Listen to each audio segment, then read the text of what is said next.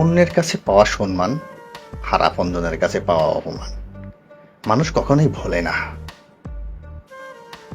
চুপ হয়ে গেছি, কারণ পরিস্থিতি আমাকে বোবা বানিয়েছে।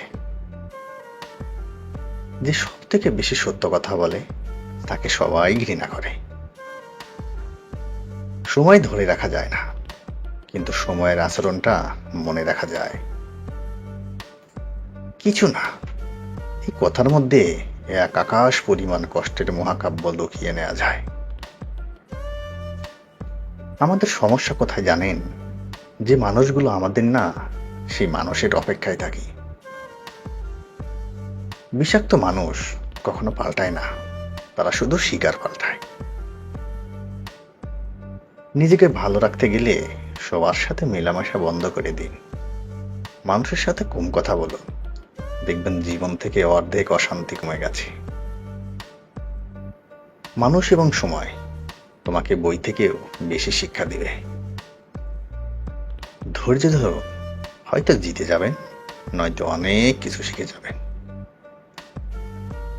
প্রকৃতির রূপ পাল্টায় সময়ে অসময়ে, আর মানুষের রূপ বদলায় কারণে অকারণে।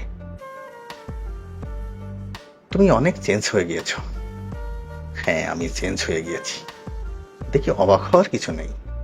তোমার অবহেলায় আমাকে চেঞ্জ হতে বাধ্য করেছে। মানুষ মানুষকে ছাড়া বাঁচে না, ইহা পৃথিবীর সবচেয়ে ঠুনকো কথাগুলোর একটি। মানুষ মানুষকে ছাড়া বাঁচে, কিন্তু বাঁচার মন মানসিকতা হারিয়ে ফেলে।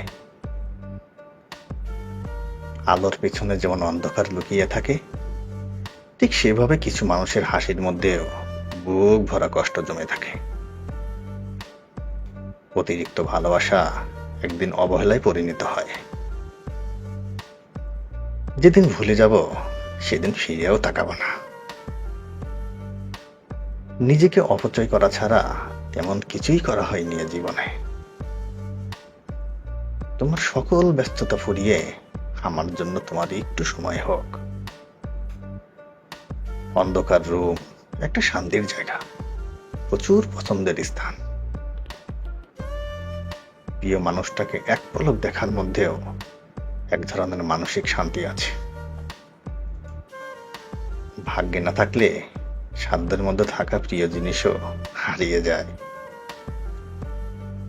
একদিন সফল হব, কারণ কাউকে উপকার করা না হলেও কখনো কারো ক্ষতি করিনি। যদি সফল হতে চাও, তাহলে বাহিরে বের হও, ধাক্কা খাও, যাই হোক কিছু করো, কিন্তু ঘরে ফালতে বসে থেকে না।